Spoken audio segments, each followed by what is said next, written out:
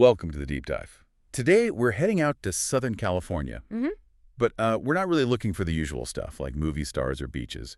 We're digging into a set of local news stories. Right. Hyper-local sources. Exactly. And what's fascinating is how they act as this, perfect mirror for huge national issues we're all grappling with. Yeah, things like political gerrymandering, institutional security, even the ethics of journalism itself, it's all packed in It there. really is. It's quite a collection. We've got sources from, a reporter's mission statement in Bakersfield, Right. all the way to the security crisis HBCUs, and then this massive political funding fight over, well, who gets represented in Congress. So our goal today, our mission, is really to give you a shortcut to being deeply informed on this stuff. Yeah, distill it We down. want to pull out the core conflicts, the legislative wins, the community worries bubbling up there, because honestly, they reflect challenges everywhere in the U.S. We're going from one reporter on a street corner to the huge financial power driving national politics. Quite the range. Definitely. So we've sort of grouped these into three main themes for today. Okay. First, that real intense ground level struggle for specific community representation, seeing and being seen. Right. Second, some important legislative progress around labor, but also these urgent calls for security at institutions. And the third. And finally, the really big systemic fights, battles for political influence, and interestingly, for the survival of the information infrastructure itself. Okay, makes sense. So let's start with that local fight in Bakersfield. Let's do it. This involves Cecil Egbele. He's the new reporter for the Bakersfield News Observer, also a UC Berkeley fellow. And his whole focus is spotlighting the Black community there. Yeah, and what really jumps out is his method, his approach. Well, that approach is it's fundamental to good journalism, isn't it? He talks about needing to dance with the community. Dance with the community. I like that. Yeah. He's not coming in saying, here's what you should care about. He's asking that one simple, powerful question: what stories matter to you? It's listening, not dictating. Exactly. An act of listening. And the answers he got back, they're incredibly specific. They show you exactly where the community feels the information gaps are. Mm-hmm. Like Marcus Dillard. Right. He talked about systemic racism, particularly in jobs. Yeah, he observed that even highly educated, qualified Black folks really struggle to land jobs unless they have, deep connections. Somebody who really knows somebody, I think was his phrase. Right. It points to this blockage that, qualifications alone just can't seem to break through sometimes. And that really underscores why you need this kind of focused reporting. Absolutely. And then there was Talisha Bailey. She brought up culture and education. Yeah, wanting stories on African fashion, style, hair Yeah. braiding. And specifically wanting the public educated on the difference between locks and dreads. That's really about cultural dignity, isn't it?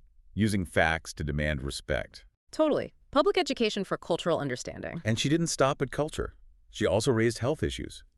Really critical ones. Yeah, mentioning high rates of diabetes and high blood pressure in her own family. And asking for articles, Yeah. Basic informative pieces on diet and wellness. These are fundamental information needs that good local journalism is perfectly set up to meet. Which loops back to the core argument for why this focused reporting is needed, something Correctional Officer Craig Owens really hit on. Right. His point was crucial. He worries that when the Black community's issues just get lumped under that broad minorities category, their unique problems, like those job barriers or specific health concerns, they just get drowned out. Yeah, lost in the noise. They need that dedicated spotlight to actually tackle the specific policy issues. Exactly. Dedicated attention. And it's interesting, Egbele's background seems perfect for this mission. It really does. He hosted a national show back in Nigeria, Yep.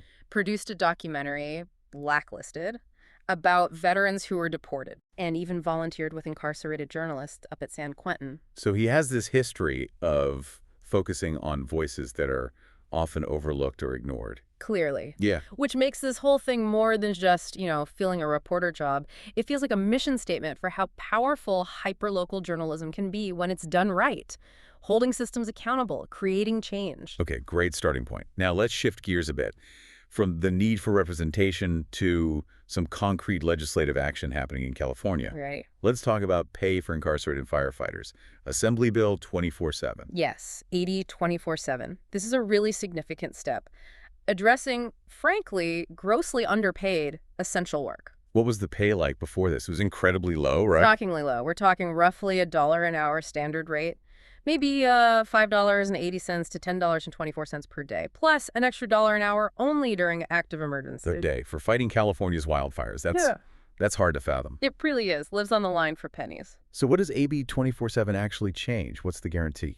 It guarantees a raise, specifically during active fire incidents, up to the federal minimum wage. Which is $7.25 an hour. Right. So that's, do the math, it's over a 700% increase during that critical service time. Wow. And what's remarkable is how this passed. Yeah, the consensus was pretty amazing. It passed unanimously in the state Senate. Okay. And maybe even more notably, it got support from all 20 Republicans in the Assembly. That's rare bipartisan agreement on something like this. Labor dignity meeting public safety. It really is. And it's not just symbolic. This is crucial for the state. How so? Well, these incarcerated crews are providing a huge amount of the firefighting labor. In 2024, they accounted for 42% of the total emergency response hours. 42%. That's the highest ever recorded, isn't it? It is. So this isn't just about fairness. It's about maintaining essential public safety infrastructure. And it ties into reducing recidivism, too. Makes sense. Are they thinking beyond just the pay during incarceration? Yes, thankfully. There's also Assembly Bill 812. That one focuses more on the post-release side. Okay, like what? It sets up regulations for referring these firefighters for resentencing based on their service, and it boosts their chances for expungement and getting benefits that help them transition into civilian firefighting careers. So creating a real pathway after release. Yeah. Recognizing the skills in service. Exactly. It's trying to build a bridge to a stable future for them. Okay, so from institutional labor improvements to, unfortunately, the need for better institutional security. Right. Let's pivot to the threats against historically black colleges and universities, HBCUs. This is an ongoing, deeply concerning situation. It really is. And the latest updates are quite urgent. Our sources mention credible threats against 9 different HBCUs just on a recent Thursday. 9 in one day. 9 in one day. And included in that was one school finding a suspicious person armed with a gun actually on campus. That's terrifying. It's a constant state of anxiety for these communities. Absolutely. And the United Negro College Fund, the UNCF, they're demanding federal action. Now, What are they asking for specifically? they have calls out to a few different agencies.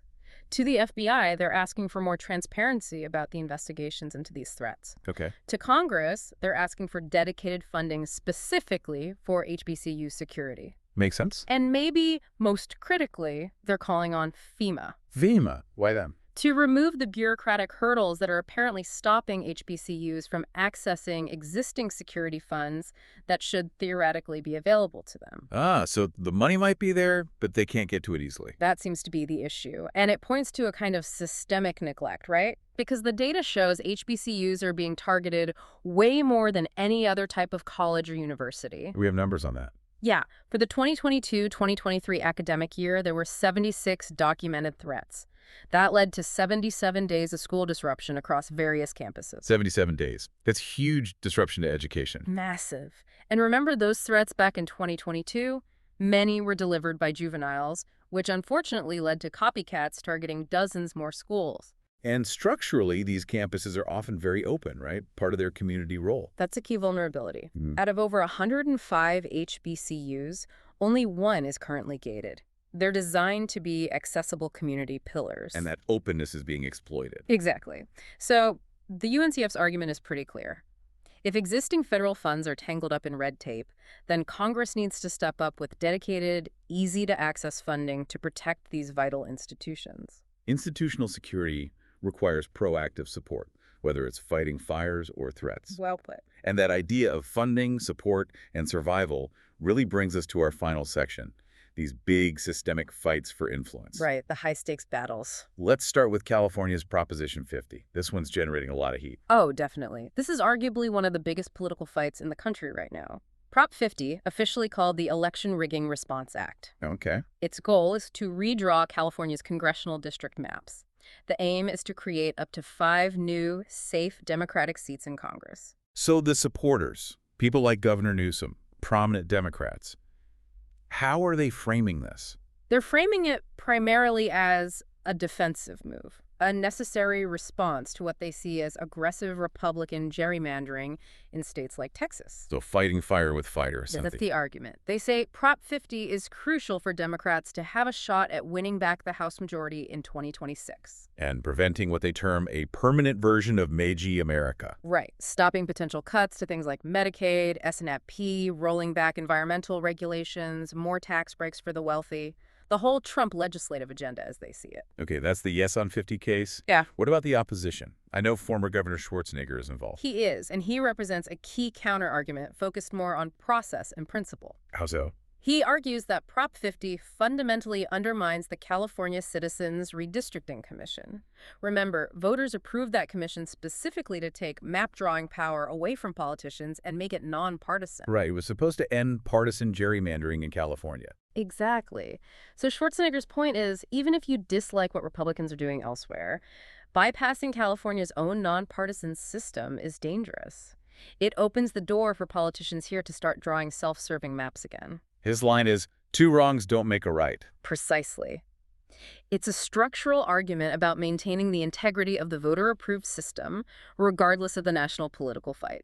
And the money involved in this fight tells its own story. It's huge. Absolutely staggering. Our sources say the Yes on 50 campaign raised $70 million in less than 2 months. 70 million. Yeah, including a $10 million check from George Soros' family and the total spending from both sides. Expected to hit maybe $200 million. $200 million on influencing one state proposition about congressional maps. It just shows you the perceived stakes. Both sides see this as absolutely critical for national power. And there was that somber note, too, about civility. Yeah, the context of one fundraising event being rescheduled after the tragic shooting of Charlie Kirk, the right-wing influencer. Newsom used that moment to call for a restraint in political rhetoric, even while engaging in this incredibly high-stakes, high-dollar fight. It really paints a picture of the current political climate. Intense doesn't quite cover it. No kidding. Okay, so shifting from that fight over political maps, let's talk about a different kind of fight for survival. The crisis facing the black press. Yeah, this is a really poignant one. An institution just 2 years shy of its 200th anniversary. 2 centuries. Think about that legacy. It's incredible. Fighting Jim Crow, surviving literal fire bombings. Publishing Mamie Till's photos of her son Emmett when nobody else would dare. Right. Amplifying Dr. King and Malcolm X when the mainstream white press often dismissed them or worse. This press has been central to black history and resistance in America. But today, it's in crisis. What's the core problem according to the source? The central argument is a severe lack of support. Corporate America is pulling back advertising. Washington isn't offering much help. Okay. But the piece really calls out what it sees as silence from black billionaires, individuals who collectively control, nearly $100 billion in wealth. And aren't stepping up to support this critical cultural institution. That's the charge. And the author's very clear. This isn't about asking for charity. It's not a handout request. No, it's framed as an appeal to conscience, a call for partnership, asking them to stand with the institution, place ads, share stories. Because the argument is, if the black press disappears... the story of who we are falls with it. Exactly. It's about preserving historical memory, community voice, and accountability. And there's another layer here, too, about who is actually running many of these papers today. Yeah, a really important point. Many of these papers, over 200 of them, are family-owned and often run by black women. So they're carrying this historical weight. While also dealing with what the author calls a double assault. The high unemployment rates disproportionately affecting black women, combined with the severe lack of resources hitting the newspapers they lead. It really ties everything together. That hyper-local struggle for visibility we started with in Bakersfield, it connects directly to the need for institutions like the black press to survive. If they collapse, those specific community stories, like needing diabetes info or cultural recognition, they really will get drowned out. Permanently. It highlights the systemic nature of these fights for survival and influence.